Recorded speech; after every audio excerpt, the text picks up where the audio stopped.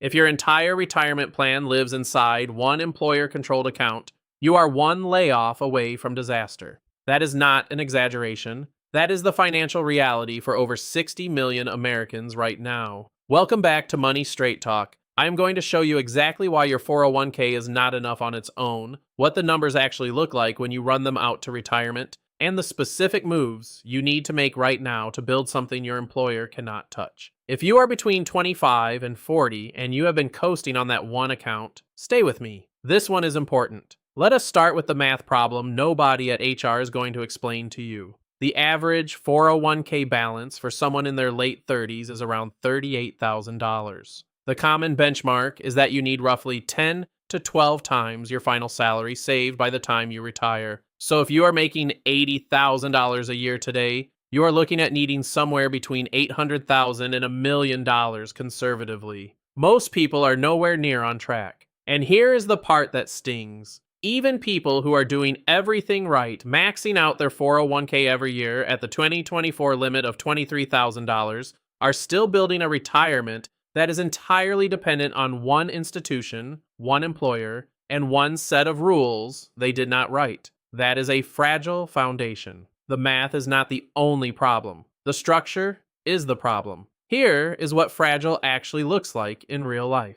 When you leave a job, voluntarily or not, your 401k does not disappear, but it gets complicated fast. You have a window to roll it over, and if you miss that window or make a mistake, you could face a 10% early withdrawal penalty plus ordinary income tax on the entire amount. Let us say you had $50,000 in that account. A forced distribution at the wrong time could cost you $15,000 or more in taxes and penalties in a single year. Beyond that, the investment options inside a 401k are chosen by your employer, not by you. The average 401k plan offers around 19 investment options. Sounds like a lot until you realize most of them are overlapping mutual funds with expense ratios that quietly drain your returns year after year. A fund with a 1% expense ratio versus a 0.05% index fund does not sound like a big deal. But on a $300,000 portfolio, over 20 years, that difference compounds into roughly $60,000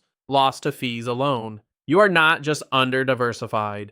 You are overpaying for the privilege. So what do you actually do about it? The first and most powerful move is opening a Roth IRA alongside your 401k, not instead of it, alongside it. The Roth IRA gives you something a 401k cannot: tax-free growth and tax-free withdrawals in retirement. You contribute after tax dollars now, and every dollar of growth from that point forward is yours, completely tax-free when you pull it out after 59 and a half. The 2024 contribution limit is $7,000 a year if you are under 50. If you are making under $146,000 as a single filer, you qualify for the full contribution. That is $7,000 a year building in an account that you own outright, that follows you from job to job, and that the government cannot change the tax treatment on once the money is in. You pick the brokerage. You pick the investments. You are in control. Start here if you have not already.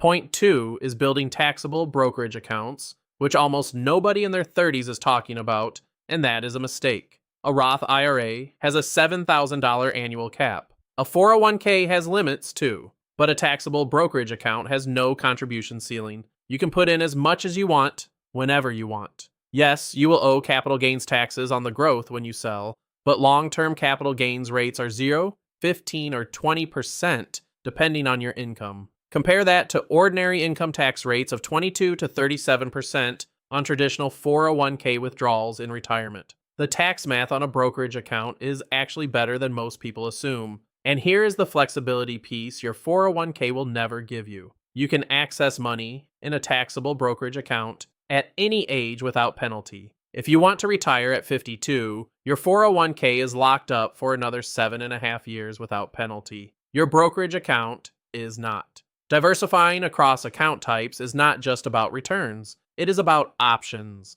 Now let us talk about the asset that most financial content completely ignores when discussing retirement, and that is your income generating potential outside of your job. A 401k is entirely dependent on you continuing to earn a paycheck and contribute.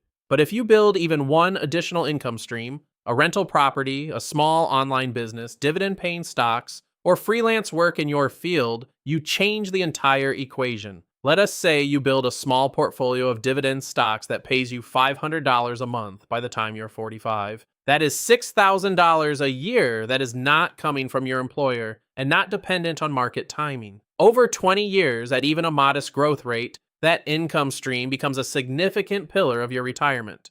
The people who retire comfortably are almost never the ones with one perfect account. They are the ones who built multiple streams and let them compound in parallel. Your 401k is one stream. It should not be the whole river.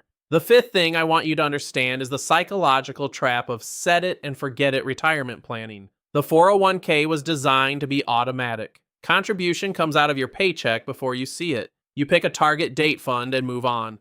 That automation is genuinely valuable for building consistency, but it also creates a false sense of security. People check their 401k balance, see a number with a comma in it, and feel like they are handled. They are not reviewing their expense ratios. They are not asking whether their asset allocation still makes sense. They are not thinking about sequence of returns risk, which is the real danger that a market crash in the first few years of your retirement can permanently derail your income even if the market recovers later. A 25% portfolio drop in year one of retirement can reduce your safe withdrawal rate from 4% down to somewhere around 2.5 to 3%, which is a massive difference in what your money can actually support.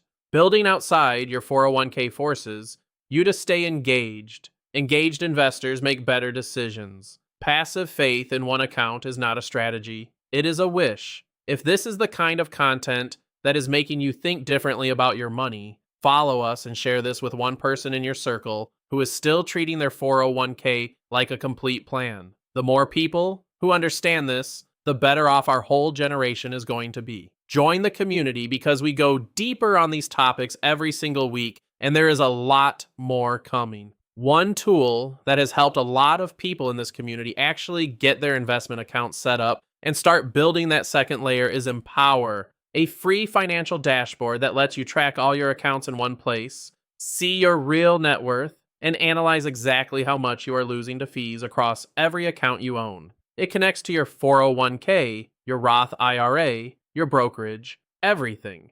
The fee analyzer alone has saved people thousands of dollars they did not know they were losing. The link is in the description, and it costs you nothing to get started. Next week, we are going deep on the Roth IRA conversion ladder, the legal strategy that lets you access retirement money years before you are supposed to, completely penalty-free. That one is a game changer if early retirement is anywhere on your radar. Do not miss it.